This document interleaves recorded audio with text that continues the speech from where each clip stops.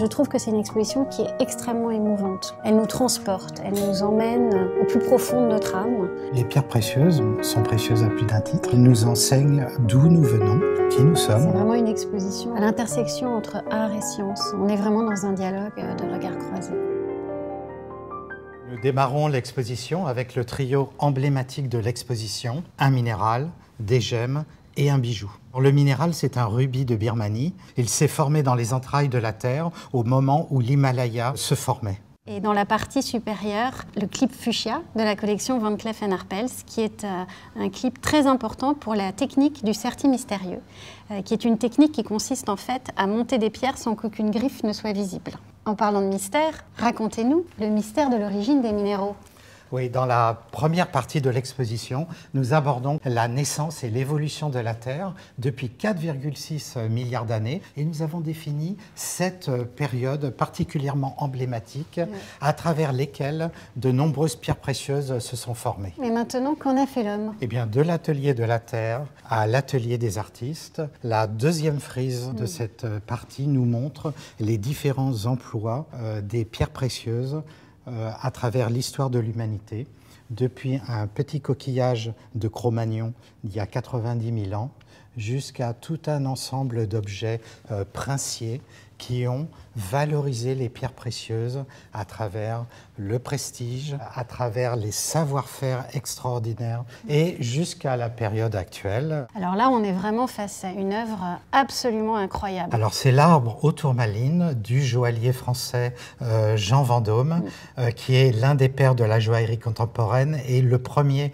à utiliser des cristaux naturels dans ses œuvres artistiques. Et puis on voit aussi le passage de la minéralogie à la joaillerie. Pour comprendre la formation des minéraux, nous avons retenu 7 principes parmi les plus importants. Et le premier d'entre eux, c'est la pression. La pression est très forte dans les entrailles de la Terre et en particulier entre 140 et 800 km de profondeur. C'est justement là où cristallise le diamant.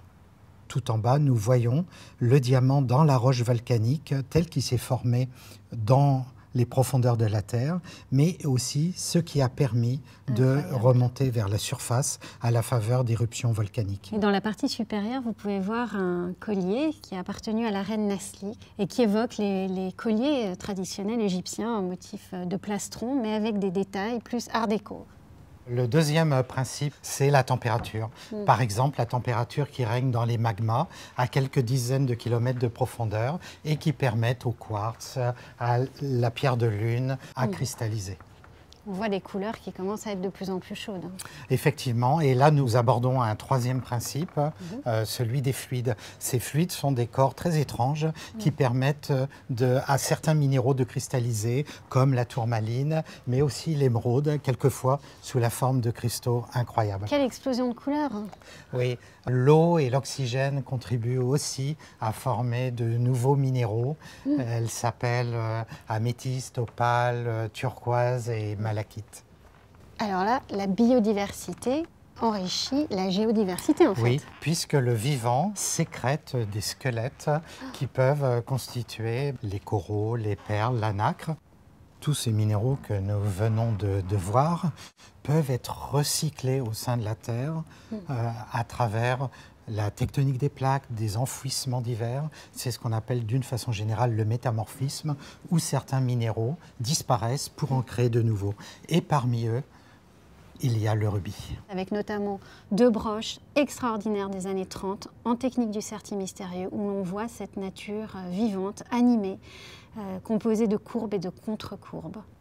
Nous sommes ici dans la troisième partie de l'exposition, sur le site du Jardin des Plantes, à Paris, ville de savoir et de savoir-faire. Un regard croisé ici entre terre, faune et flore. Effectivement, depuis la création du Jardin des Plantes au XVIIe siècle, les artistes sont venus s'inspirer de tous les documents graphiques qui avaient été fabriqués par notamment les scientifiques et qui ont inspiré beaucoup de joailliers. Comme cette création exceptionnelle, le rocher aux merveilles, qui est une sorte de synthèse de l'exposition qui part du minéral avec ce bloc de lapis d'un bleu intense, avec tout un motif de tourmaline qui viennent le peupler, mais aussi un univers de créatures, un univers onirique très cher à Van Cleef & Arpels. Ces minéraux, ces fleurs et ces animaux rappellent aussi tout l'univers du Muséum national d'histoire naturelle.